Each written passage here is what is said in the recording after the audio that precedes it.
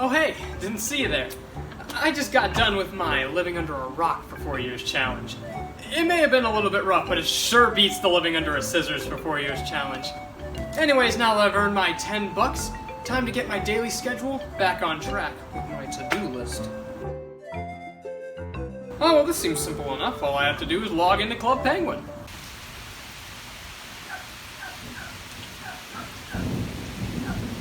Well, it happened. It actually happened. Disney has killed off another beloved franchise. Now it lies in the depths with Toontown, Pirates of the Caribbean Online, and probably something else! Dang that company wanting to make a profit. You know, it may not have been as profitable as it once was, but dang do I wish it was still here. It's always sad to see something beloved go like that. So many memories. This love is so good. So why don't we just go on a quick journey and remember what it was like in the good old days. Let's hop on Blizzard and log into Club Penguin.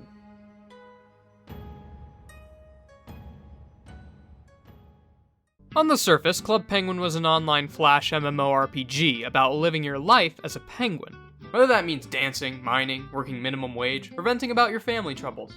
This MMO wasn't RuneScape. You don't go on quests, level up stats, or grind for rare items most of the time. In this MMO, you chat and walk around.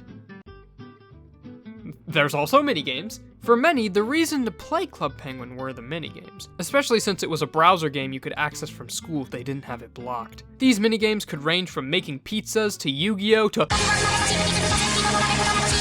But these are just some basic minigames. Why play these when you could go to Miniclip or Cool Math Games, which has a lot more variety and arguably better games than Puffle Roundup. Unlike those sites, Club Penguin, whenever you complete a minigame, you get rewarded in coins. Well, now I have incentive to torture myself.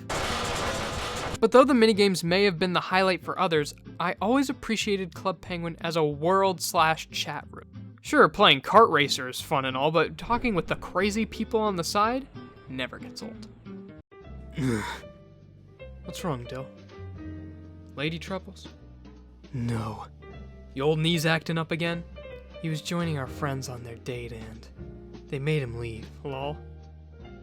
Okay, I'm gonna leave you two be then. Bye-bye. My mommy and daddy don't spend time with me. Well. Excuse me, what? Maybe you should spend more time with them. They just spend time with each other. You mean your moo-moo and doo-doo? Nah, I'm out of here. Club Penguin may seem like a little silly penguin game on the surface, but when you dig into it, it's actually more about penguins' social hierarchy. You're either a peasant or a god among birds. The ability to buy clothes, decorate your igloo, get certain pets, and even play certain minigames were hidden behind that dang $6 a month. I said bunks. I meant to say bucks. Most free-to-plays just waddled around, naked, wearing some of the free clothes you could get while all the penguin chads had the good life. They wore cool clothes, got all the e-girl penguins, and would hold parties at their iggies, which I never got invited to. However, the free-to-play players still had a decent amount to do. You could still go grab some equipment like the hard hats from the mines and the belts from the dojo. This let you imagine what it might feel like to clothe yourself like the Penguin 1%. Also, as a free-to-play, you could still get one of the simplest looking virtual pets ever, Puffles. You take a ball of fur, you put some googly eyes on it, boom, Puffle. Their simplicity makes them quite adorable. I just can't wait to round them all up. Puffles come with different abilities, likes, and traits depending on the color, so the color matters.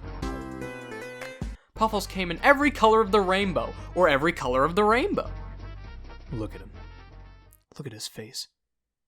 You know something I don't you? Think you're better than me? You could walk your Puffles, feed them, and even take certain ones to certain minigames. Free-to-plays, however, were limited to the blue and red ones, or the special Welder Black one, which you got from a code that came with copies of the Nintendo DS game Club Penguin EPF, Herbert's Revenge, which I happen to own.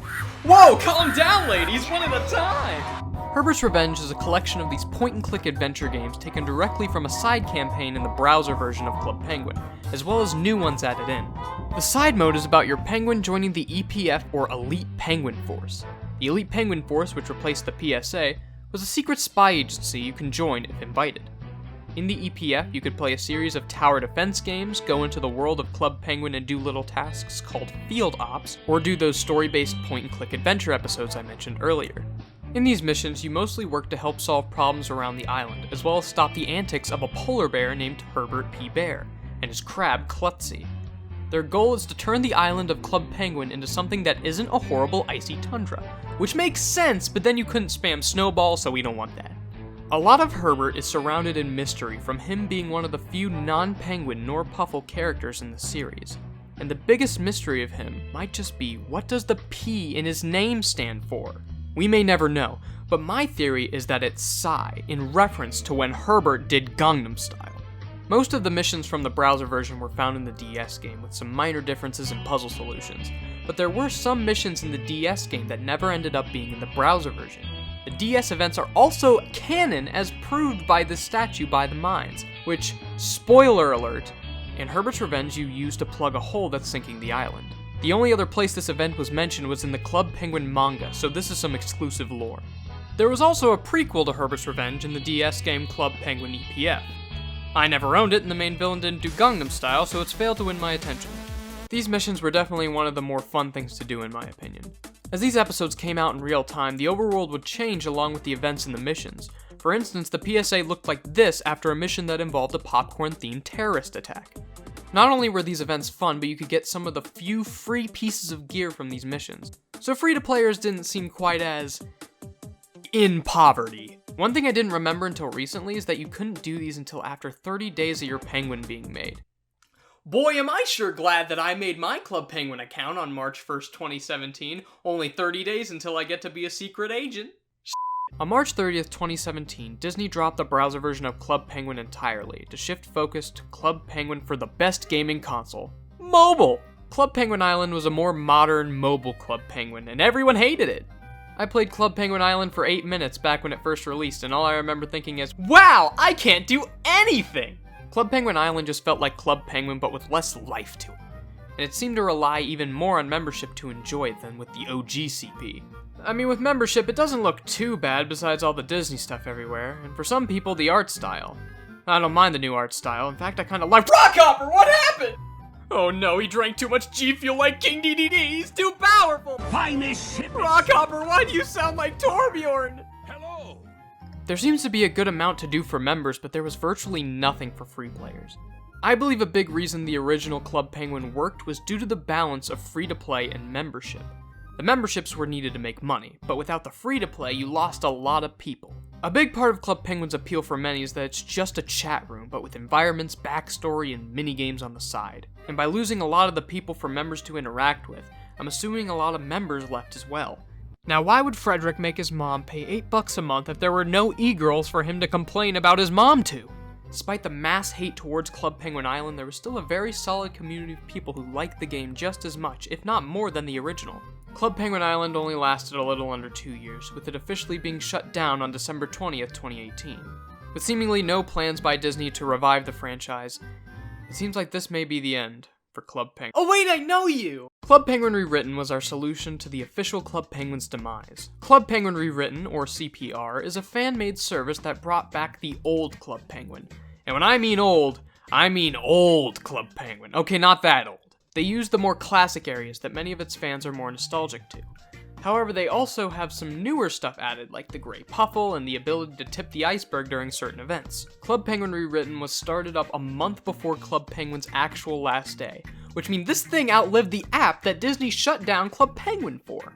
Kind of, it went offline for a while, but it's back now. So Club Penguin Rewritten was like Club Penguin's cooler older brother, the one who won't tell mom when you were up at 11 p.m. watching the funny Family Guy. This is because Club Penguin Rewritten's membership is free, baby! And I ain't talking click here to get Club Penguin membership and then your computer contracts HIV. I'm talking to buy clothes. Club Penguin Rewritten has finally dismantled the hierarchy, and I've never seen anything more beautiful, and free membership is just the tip of the iceberg. There are even events like the original. In events you could get exclusive items, play minigames, and sometimes learn some of the deep Club Penguin lore.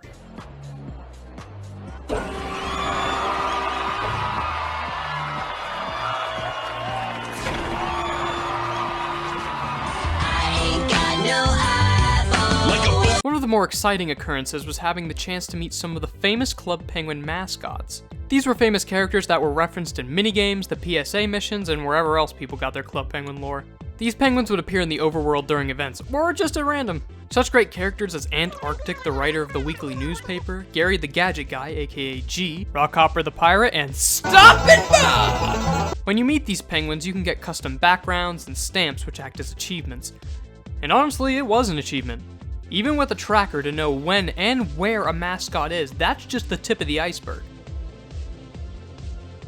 If you somehow are able to play while they're on and get into the same server as them and somehow get into the same room as them, then you even have to manage to click on them in the swarm of bloodthirsty penguins. I swear they're all just trying to get Cadence's feet pics. Meeting these characters was like meeting a celebrity. They even had their own accounts, which sometimes got hacked. Like here's someone apparently leaked Rockhopper's passport. Like sure, I could spend a bunch of money to go to a convention to meet Cole Sprouse, or I could stay in the comfort of my own home and meet Rory. Club Penguin Rewritten feels just like the original game. Within my first 15 minutes of playing, I was invited to a gang. I mean sure, they say it's not a gang, but so did my high school's anime club. The darndest things can happen in Club Penguin. I made a friend because we both started singing the American National Anthem in the pizza parlor, and now I collabed with him on a video he made. If you want to watch my video, make sure to check the link in the description. What are you doing here? Get out of here! This is my video! Shoot, I will never go away. What's in here on my video? Whenever I'm making a video, I'm working on the script for 3 months. Shut up. Maybe. You never really know what sort of story you'll see when you're roaming Club Penguin. Bobby, take off your clothes, please. That's a Gravity Falls reference for you uncultured. We needy poundry. What the heck is everyone speaking in W's here for? Oh, they're... No! That guy said the B word and got banned. When do you finish school? June. She asked if he's in high school. He's in 8th grade. Oh wait, the P stands for polar bear. I'm glad that there are people out there striving to keep this game alive. It may not be the best game out there, but it comes with so many memories and stories that I don't really think you could get anywhere else. And it sure would be a shame if it, for whatever reason, just disappeared again.